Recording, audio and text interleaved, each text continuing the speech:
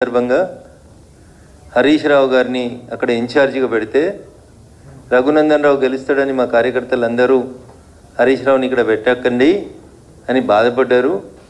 అయినా మేము హరీష్ రావుని అక్కడ పెట్టడం వల్లనే పరోక్షంగా ఏం చెప్తుంది రఘునందన్ రావు గెలిచిండు అనేటువంటి అర్థం వచ్చేలా మాట్లాడతాను. కవిత గారు మీరు ఇప్పుడు మాట్లాడుతున్నారేమో నాకు తెలియదు, కానీ నేను అప్పుడే చెప్పిన దుబ్బాకకి మీ అన్నతో పాటు సిద్దిపేట జిల్లాకి ఇన్ఛార్జి మంత్రిగా ఉన్నటువంటి హరీష్ రావు అనేట ఆయన చేసిన అన్యాయం అంతా ఇంత కాదని నేను 100 సార్లు చెప్పిన. దుబ్బాకకు అన్యాయం జరుగుతుంది, వచ్చిన ప్రతి రూపాయి అయితే గజ్వేల్ పోతుంది, లేకపోతే సిరిసిల్ల పోతుంది, లేకపోతే సిద్దిపేటకు పోతుంది. మధ్యలో దుబ్బాకకు అన్యాయం జరుగుతుందని దుబ్బాక నియోజకవర్గ ప్రజలు 100 సార్లు చెప్పిండ్రు. మీరు ఇవాళ అదే మాట కొత్తగా చెప్తూ దానివల్లనే ఏదో జరిగింది అన్నట్టు చెప్తా ఉన్నారు. అది నిజం. ఆ రోజు నేను మాట్లాడితే టీఆర్ఎస్ మీద ఏదో రఘునందన్ రావు కోపంతో మాట్లాడిందని అనుకున్నారు. But it is a fact. Dubbaka నియోజకవర్గానికి అన్యాయం జరిగింది అంటే టీఆర్ఎస్ పార్టీ నాయకులు గౌరవనీయులు అప్పటి మా జిల్లా మంత్రి హరీష్ రావు గారి వల్ల జరిగిందని నేను ఎన్నికల సందర్భంగా చెప్పిన, ఎన్నికల తర్వాత చెప్పిన. దుబ్బాక ప్రజలు ఇప్పటికైనా దయచేసి దాన్ని అర్థం చేసుకోవాలని చెప్పి కోరుకుంటా ఉన్నాను. ఇది 100% నిజం. దుబ్బాక ప్రజలు మార్పు కోరుకున్నారు. మీ కుటుంబ పాలన వద్దనుకున్నారు, మీ అవినీతి పాలన వద్దనుకున్నారు, దుబ్బాక నియోజకవర్గం మీద హరీష్ రావు గారి పెత్తనం వద్దనుకున్నారు. అందుకనే దుబ్బాక ప్రజలు స్వచ్ఛంగా మనస్ఫూర్తిగా ఓటేస్తే రఘునందన్ రావు గెలిచిండు తప్ప ఎవరి దయా దాక్షిణ్యాలతో రఘునందన్ రావు ఆ ఉప ఎన్నికలలో గెలవలేదు. 100% దుబ్బాక నియోజకవర్గ ప్రజలు మార్పు కోరుకున్నారు. హరీష్ రావు గారు దుబ్బాకకు చేస్తున్నటువంటి అన్యాయానికి వ్యతిరేకంగా రఘునందన్ రావు కొట్లాడగలుగుతాడు అని విశ్వసించారు కాబట్టే నాకు ఓటేసిరు తప్ప ఇంకొకటి కాదు. ఇక మీ కుటుంబ పంచాయతీలో మా అందరి పేర్లు కూడా మీరు మాట్లాడుకుంటూ పోయినారు. ఎస్, 100% మీరు ప్రస్తావించినటువంటి పేర్లలో దాదాపు అన్ని పేర్లు కూడా మీకు అందరికీ తెలుసు, మీ నాన్నగారికి కూడా తెలుసు. ఎవరెవరికి మీరు ఎట్లెట్లా అన్యాయం చేసిరు అనేటువంటి విషయంలో ఇవాళ మీరు కొత్తగా మాట్లాడితే మేమేం చేస్తాం, మీ సానుభూతి మాకు ఎందుకు, కానీ 100% అవన్నీ వాస్తవాలు. 2009లో ఏదో మీ అన్నకు వ్యతిరేకంగా 60 లక్షలు పంపిరు అనేదో మాట్లాడినారు కదా మీరు. ఇవన్నీ పాత చరిత్రనే. కొత్త చరిత్ర నాకు ఎమ్మెల్సీ ఎన్నికలలో 2009లో మహాకూటమి అభ్యర్థిగా ఇస్తే అప్పటి జిల్లా పార్టీ అధ్యక్షునిగా నన్ను ఎవరు ఓడగొట్టినో కూడా నేను పార్టీ అధ్యక్షుడైనటువంటి గౌరవనీయులు చంద్రశేఖరరావు గారికి చెప్పిన, కానీ ఆ రోజు కూడా యాక్షన్ తీసుకోలేదు. These are all facts. Nothing is an hidden thing. It is. ఇందులో కొత్తగా ఆమె చెప్పింది ఏం కూడా లేదు. రేవంత్ రెడ్డి గారు హరీష్ రావు గారు ఒకటే ఫ్లైట్లో వచ్చిర్రని, వాళ్ళిద్దరూ కుమ్ముక్క అయినరని, మెదక్ పార్లమెంట్ ఎన్నికలలో నన్ను ఇబ్బంది పెట్టాలని చూస్తున్నారని, కాంగ్రెస్ టీఆర్ఎస్ 2 కొల్లుడై నేను గెలవకుండా చూడాలని ప్రయత్నం చేస్తున్నారని నేను మీడియా ముందుకు వచ్చి చెప్పినటువంటి తారీఖు 22 మార్చ్ 2024 రోజే వచ్చి చెప్పిన. నేను మార్చి 2024 నాడు ఆస్ట్రేలియా నుంచి కనెక్టింగ్ ఎయిర్ ఇండియా ఫ్లైట్ నెంబర్తో సహా చెప్పిన. నేను బిజినెస్ క్లాస్లో వస్తూ ఢిల్లీ నుంచి వస్తుండగా గౌరవనీయులు ముఖ్యమంత్రి గారు హరీష్ రావు గారు ఇద్దరు అదే ఫ్లైట్లో ట్రావెల్ చేసినారు. నన్ను ఓడగొట్టేందుకు ఇద్దరు ముచ్చట పెట్టుకున్నారనే విషయాన్ని నేను ఇవాళ కొత్తగా చెప్పలేదు. ఎన్నటి చెప్పిన, ఇది 22 మార్చి 2024లో చెప్పిన. నేను అదే విషయాన్ని ఈరోజు మళ్ళీ కవిత గారు కూడా ఎండార్స్ చేసినారు తప్ప ఇందులో కొత్త విషయం ఏముందని నేను అనుకుంటలేను. 2-3 సార్లు వాళ్ళు దుబ్బాక ఎన్నిక రఘునందన్ రావు అనే మాట తీసినారు కాబట్టి నేను ఈ విషయాలు చెప్తా ఉన్నాను తప్ప మాకు ఆ విషయాల గురించి, వాళ్ళ పార్టీ వ్యవహారాల గురించి, వాళ్ళ పంచాయతీల గురించి, వాళ్ళ కుటుంబం గురించి, వాళ్ళ కుటుంబ పంచాయతీల గురించి మేము మాట్లాడదలుచుకోలేదు. మేము ప్రజల కోసం పనిచేస్తాం.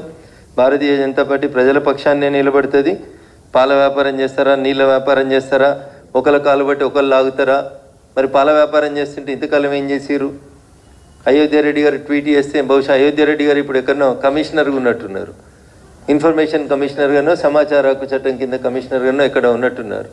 మరి అయోధ్య రెడ్డి గారు మాట్లాడాలి, పాల వ్యాపారం ఏంది, ఎందుకు ట్వీట్ చేసినారు, ఎందుకు తీసేసినారు, ఇట్లాంటివి ఏమైనా ఉంటే వారు మాట్లాడుకుంటే బాగుంటుంది తప్ప మీరు అందరికీ మనిషి కింద బురదేసిపోదామని అనుకుంటున్నట్టున్నారు. చెల్లె, బురదేమొద్దు. మేమంతా ఆల్రెడీ ఇవన్నీ మాట్లాడిన విషయాలే, ఇవన్నీ గతంలో మేము చెప్పిన విషయాలే. ఇందులో కొత్తదనం ఏముంది చెప్పు? కొత్తగా మీరు చెప్పింది ఒకటిగా మోకిలా ప్రాజెక్టు చెప్తే మీరు కొత్తగా మాట్లాడింది ఏం కనబడతలేదు మాకు. నిజంగా నేను కూడా రాష్ట్ర ముఖ్యమంత్రి గారికి చెప్పదలుచుకున్నాను. మోకిలాలో జరుగుతున్నటువంటి ప్రాజెక్ట్ ఏదైతే ఇందాక కవిత గారు పేరు చెప్పారో ఆ ప్రాజెక్టు మీద కంపల్సరీ విచారణ జరిపించాలి. దాంట్లో ఉన్న లాక్యూనాస్ ఏంది అనేది చూడాలి. ఆ మోకిలా ప్రాజెక్టుకి సంబంధించి అనుమతులేంది, డబ్బులేంది, ఈ పోచంపల్లి శ్రీనివాసరెడ్డి అనేటువంటి ఎమ్మెల్సీ ఏడికేలో వచ్చి ఏడ శ్రీమంతుడు అయిండు, నవీన్ రావు అనేటువంటి ఎమ్మెల్సీ అవకతవకలేంది, వీటి మీద రాష్ట్ర ముఖ్యమంత్రి గారు ఏసీబీ డీజీ వెంటనే చర్య తీసుకోవాలి. ఇట్లా అడ్డగోలుగా సంపాదించుకొని పైసలతోటి ఇష్టం ఉన్నట్టు చేసుకుంటూ పోతున్నటువంటి ఈ సామ్రాజ్యాన్ని విస్తరించుకునేటువంటి కార్యక్రమాన్ని బంద్ చేసేయాలి. టీఆర్ఎస్లో ఎమ్మెల్సీల పేరిట పోచంపల్లి శ్రీనివాసరెడ్డి గారైనా నవీన్ రావు గారైనా వీళ్ళు చేసినటువంటి పాప పనులన్నింటిని కూడా కాంగ్రెస్ ప్రభుత్వం వెంటనే విచారణ జరిపించాలని చెప్పి నేను ఈ సందర్భంగా డిమాండ్ చేస్తా ఉన్నా. వీళ్ళే కాదు పాపం, మా చెల్లె మర్చిపోయింది, ఇంకొక ఆయనే సంతోషరావుకి సడ్డకుడో వియంకుడో చుట్టమో ఒక ఆయన అవుతాడు, డీసీపీ పేరు సందీప్ రావు. ఈయనను పెట్టి నా దుబ్బాక ఉప ఎన్నికల సందర్భంగా ఈజ్ ద సూపర్ మ్యాన్ అన్నట్టు, పోలీసులో సూపర్ కాప్ ఈయన. టెలిఫోన్ ట్యాపింగ్లో కానీ పైసలు పట్టుకోవడంలో కానీ ఇప్పటిదాకా పేరు ఎవరు మాట్లాడలేదు, కానీ వారి పేరు సందీప్ రావు. వారు అప్పుడు టాస్క్ ఫోర్స్ డీసీపీగా ఉన్నారు, నార్సింగ్ ఏరియా, నేనుండే ఇంటి ఏరియాకి టాస్క్ ఫోర్స్ డీసీపీగా ఉన్నారు సందీప్ రావు గారు. వీరి నాయకత్వంలో ఒక 3-4 సిఐల్ని పెట్టుకొని మా ఇంటి చుట్టూ వాచ్ పెట్టి మమ్మల్ని నానా యాగి చేసి టార్చర్ పెట్టినటువంటి పెద్దలు కూడా సందీప్ రావు గారు. ఇట్లా మీరు పోలీసులను అడ్డం పెట్టుకొని చేసిన మంచి పనులు చెప్తుందేమో కవిత అని నేను అనుకున్నా. టెలిఫోన్ ట్యాపింగ్లో ఏమేమి జరిగింది, ఎవరెవరి పైసలు ఎట్లా గుంజుకొచ్చినాం, లేకపోతే ఎమ్మెల్సీ వెంకటరామరెడ్డి గారు ఏం చేస్తూ ఉన్నారు, వారికి ఎట్లా జీవోలు మార్చిర్రు, ఏమేమి చేసిరు, ఇవన్నీ ఇంకా చాలా విషయాలు మాట్లాడాల్సింది కవిత.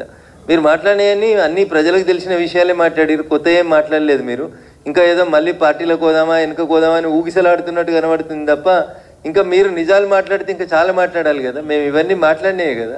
రేవంత్ రెడ్డి గారు హరీష్ గారు కలిసి ప్రయాణం చేసింది మాట్లాడినాం, అయోధ్య రెడ్డి గారు ట్వీట్ చేసింది, మీరు మాట్లాడింది ఏం లేదు కొత్తగా.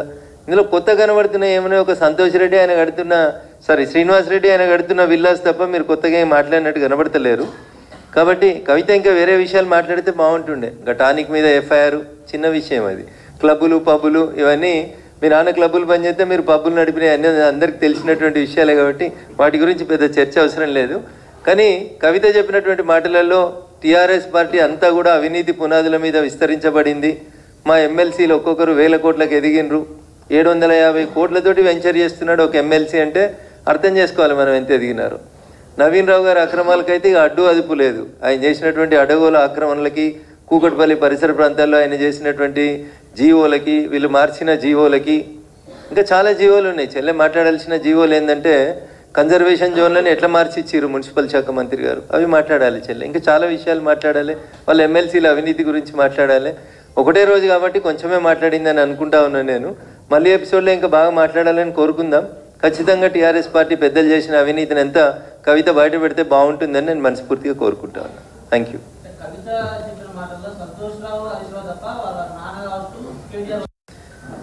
సొంత కుటుంబాన్ని కాపాడుకోవాలనే ఆలోచనని నేను తప్పుపట్టదలుచుకోలేదు. బట్ నేను అడుగుతుంది ఏంటంటే ఈ పోచంపల్లి శ్రీనివాసరెడ్డి చేసిన అవినీతి మీద, నవీన్ రావు గారు చేసినటువంటి అవినీతి మీద మీరు పార్టీలో ఉన్నప్పుడు లేదా మీరు ప్రభుత్వంలో ఉన్నప్పుడు ఎందుకు చర్యలు తీసుకోలేకపోయినారు అనేది ఒకసారి ఆలోచించాలి. నేను చెప్తాను, ఇంకా పటాన్చెరు ఏరియాలో మీరు చేసినటువంటి కన్వర్షన్ ఆఫ్ ల్యాండ్స్ చెప్తాను, ఐడియా బొల్లారంలో మీరు చేసినటువంటి కన్వర్షన్ ఆఫ్ ల్యాండ్స్ చెప్తాం. ఒక జోన్లోంచి ఇంకొక జోన్లోకి మార్చి ఏ ఎమ్మెల్యేల పేరు మీద ఎవరెవరి పేరు మీద మీరు ఎట్లెట్లా చేసిరో అడగోలు మాటలు ఇవన్నీ బయటకు వస్తాయేమో అనుకున్నాం. మీరు మాట్లాడితే ఏం రాలేదు. ఖచ్చితంగా సమయం చూసుకొని మేము కూడా మీరు మాట్లాడినటువంటి మాటలు కాక ఇంకా మిగతా అన్ని మేము కూడా మీడియా ద్వారా బయట ప్రపంచానికి చెప్పాలనుకుంటా ఉన్నాం. మేము ఇంకా మీ ద్వారానే ప్రజలు వింటే బాగుంటుంది. మేము మాట్లాడితే ఏదో కక్ష సాధింపు కోసం మాట్లాడినామని అనుకుంటారు. ఆదిపట్లలో ట్రాన్స్ఫర్ చేసిన భూములు, ఆ బొల్లారంలో ట్రాన్స్ఫర్ చేసిన భూములు, పటాన్ చెరువులో సాకి చెరువు పక్కన ట్రాన్స్ఫార్మ్ చేసి కడుతున్నటువంటి భూములు, ఇండస్ట్రియల్ జోన్ని ట్రాన్స్ఫర్ చేసినటువంటి భూములు, ఇకపోతే ఐడిఏ బాలానగర్లో మీరు కన్వర్షన్ చేసిన భూములు, ఇట్లా చాలా భూములకు సంబంధించి చాలా విషయాలు మీరు మాట్లాడతారేమో అనుకున్నాం. ఇంకా చాలామంది టీఆర్ఎస్ ఎమ్మెల్యేలు వాళ్ళు చేసిన మంచి పనులు చెప్తారని ఆశపడ్డాం. తప్పకుండా భవిష్యత్తులో ఇప్పుడు కవిత గారు అందించిన నిజాలని కాంగ్రెస్ పార్టీ ఇన్వెస్టిగేషన్ చేయాలని కోరుకుందాం. ఆ తర్వాత మిగతా విషయాలన్నీ మేము కూడా పబ్లిక్ డొమైన్లోకి తీసుకొస్తాం.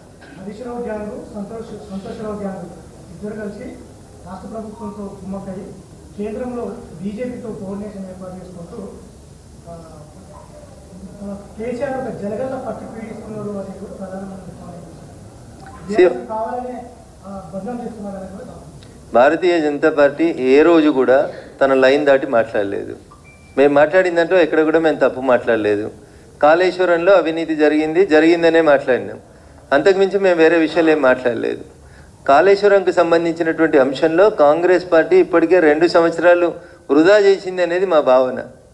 ఈ విషయం ఎప్పుడో కాళేశ్వరంకి సంబంధించినటువంటి కేసు సిబిఐకి ఇచ్చి ఉంటే ఈ పాటికి సగం ఇన్వెస్టిగేషన్ అయిపోతుంటుంది. నిన్న మహేష్ కుమార్ గౌడ్ గారు మాట్లాడిన దాంట్లో అన్యాపదేశంగానే కాంగ్రెస్ పార్టీ ఎట్లా కుట్ర చేస్తుందనే చెప్తారు. ఆయన ఏమంటాడు, వచ్చే ఎలక్షన్ల వరకు ఒకవేళ సిబిఐ ఈ కేసు తేల్చకపోతే బీజేపీ బీఆర్ఎస్ కుమ్ముక్క అయిందని మేము ప్రజల్లోకి తీసుకుపోతాం. 2 ఏళ్ళు మీరు దాచిపెట్టుకోవచ్చు ఫైళ్ళు, 2 ఏళ్ళు మీరు ఇన్వెస్టిగేషన్ పేరిట పక్కకు పెట్టవచ్చు. లాస్ట్ 1 ఇయర్ మాకు కూడా ఎలక్షన్స్ ఉంటాయి కదా. ఇప్పుడేదో సిబిఐకి హ్యాండ్ ఓవర్ చేస్తామని ఇంకా కోర్టు ఏం తెలుస్తుందో తేలనే లేదు. మమ్మల్ని బదనాం చేసేందుకు అప్పుడే రంగం సిద్ధం చేస్తూనే ఉన్నారు. కానీ Bharatiya Janata Party we don't want to blame anybody. మేము నిజాయితీగా ఉన్నాం. కాళేశ్వరంలో అవినీతి జరిగిందని చెప్పినాం. టెలిఫోన్ ట్యాపింగ్ జరిగిందని మొదటి నుంచి రఘునందన్ రావు చెప్తున్నాడు. ఇప్పుడు చెప్పిన డీసీపీ సందీప్ రావే నన్ను ఇబ్బంది పెట్టినాడు దుబ్బాక ఉప ఎన్నికలలో అని చెప్తా ఉన్నాను. నా టెలిఫోన్ ట్యాపింగ్ చేసిర్రు అని చెప్పినాను. సందీప్ రావు అనేట ఆయనను ముద్దాయి ఎందుకు చేయలేదనేది సిట్ ఆలోచించాలి ఇవాళ. ఎందుకంటే సందీప్ రావు అనేటువంటి వ్యక్తి నార్సింగ్ లాంటి ఏరియాలో కూర్చొని ఎన్నెన్ని అవకతవకలు చేసిండో ఒకసారి ఆయన టీం ఏంది, ఆయన కింద పనిచేసినటువంటి సిఐలు ఎవరు, ఏసీపీలు ఎవరు, వాళ్ళ మూవ్మెంట్ ఏంది, వాళ్ళ ఫోన్లు ఏంది ఒకసారి సిట్ విచారించాలి. Straightly I'm alleging against a DCP who worked as a task force DCP Narsingi. మా ఇంటి మీద నిఘా, మా కుటుంబ సభ్యుల మీద నిఘా పెట్టి వెనకాల షాడో పార్టీలని పెట్టి ఈయన చేసిన అరాచకాలు ఎందుకు సిట్ దృష్టికి ఎందుకు వస్తలేవో ఒకసారి సిట్ అధికారులు కూడా ఆలోచించుకోవాలి. సందీప్ రావు ఏ హోదాలో చేసిండు, సంతోష్రావుకి సడ్డకుడో వియ్యంకుడో ఏదో హోదాలో చేసినాడు తప్ప ఎవరైనా ఎక్కడెక్కడ పోస్టింగ్లు చేసినాడు. మేడ్చల్ చేస్తాడు, నార్సింగ్ చేస్తాడు, ఎల్బీ నగర్ చేస్తాడు. మొత్తం క్రీమీ ఏరియాలో అన్ని సెటిల్మెంట్లు సంతోష్రావు గారు, సందీప్ రావు గారి ద్వారానే చేసుకుంటూ వచ్చారు తప్ప కొత్తగా ఏం లేదు కదా. కాబట్టి నిజంగా సిట్ కవిత చేసిన ఆరోపణ నిజం కాకపోతే సిట్ రేవంత్ రెడ్డి గారు చాలా సీరియస్గా వీటన్నింటి మీద కుమ్ముక్కు రాజకీయాలు ఉన్నటువంటి నిజం కాకపోతే సిట్ వెంటనే సందీప్ రావు మీద కూడా విచారణ ప్రారంభించాలి.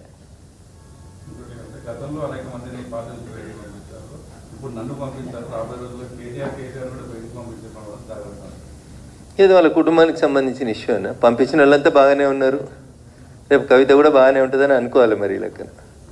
ఎందుకంటే టీఆర్ఎస్లోకి వెళ్ళి బయటకు వచ్చిన వాళ్ళు ఎవరు నష్టపోలేదు, ఎవరు పోరాటం వాళ్ళు చేసిరు, నిరూపించుకున్నారు, వాళ్ళ సొంత కాళ్ళ మీద నిలబడ్డారు. రేపు ఏమవుతుందో చూద్దాం.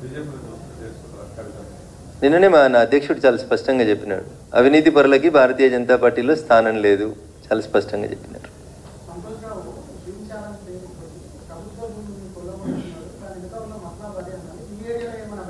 సో మా నర్సాపూర్ ఫారెస్ట్కి సంబంధించి హెటిరో డ్రగ్స్ అనేటువంటి కంపెనీతోటి నర్సాపూర్ ఫారెస్ట్ని దత్తత తీసుకోమని వాళ్ళతోటి 10 కోట్ల రూపాయలు ఇప్పించి పొద్దుగాల 6 గంటలకు వచ్చి లోకల్ ఎమ్మెల్యేకి తెలియకుండా అప్పటి మంత్రి అల్లోళ్ళ ఇంద్రకరణ్ రెడ్డి గారి పేరుతో పెద్ద శిలాపలకం వేసి అక్కడ నర్సాపూర్ ఫారెస్ట్ని దత్తత చేసినట్టు చేసి హెటిరో డ్రగ్స్ అనేటువంటి సంస్థ నుంచి 10 కోట్లు తీసుకొని అదేదో గ్రీన్ ఛాలెంజ్ చేసినట్టు చేసిరు. ఒక మొక్క నాటలే నర్సాపూర్ ఫారెస్ట్లో. దానికి ముంగట పునాది రాళ్ళు వేసి కట్టేసి చిన్న గోడ, 1 ఫీట్ గోడ కట్టి దానికి తెలంగాణ ప్రభుత్వము అటవీ శాఖ అనేది ఒక బోర్డు పెట్టుకున్నారు తప్ప హెటిరో డ్రగ్స్ వాళ్ళు ఇచ్చిన 10 కోట్లు ఏడిపోయినాయి, నాగార్జున గారు ఇచ్చిన పైసలు ఏడిపోయినాయి, ప్రభాస్ ఇచ్చిన పైసలు ఏడిపోయినాయి, అసలు సంతోష్రావు గారి ఆస్తులు ఎట్లా పెరిగినాయి అనేది ఒకసారి నిజంగా ప్రభుత్వం ఆలోచించాలి. నేను మా డిఎఫ్ఓ గారికి చెప్పాను, మెదక్ డిఎఫ్ఓ గారికి, ఇయ్యాలో చెప్పలేదు నేను. నర్సాపూర్ ఫారెస్ట్లో ఈ అల్లోళ్ళ ఇంద్రకరణ్ రెడ్డి గారు అర్ధరాత్రి వచ్చి బోర్డు వేసి నర్సాపూర్ ఎమ్మెల్యేకి చెప్పకుండా చేసుకొని పోయిన కార్యక్రమానికి సంబంధించి నేను ఆల్రెడీ మా డిఎఫ్ఓ మీదకి ఒక కంప్లైంట్ పెట్టున్నాను. దీని మీద ఈ నిధులు ఎటుపోయినాయి విచారణ జరపండి. Thank you sir. ఇంతటితో ఈ ప్రెస్ మీట్ జై తెలంగాణ.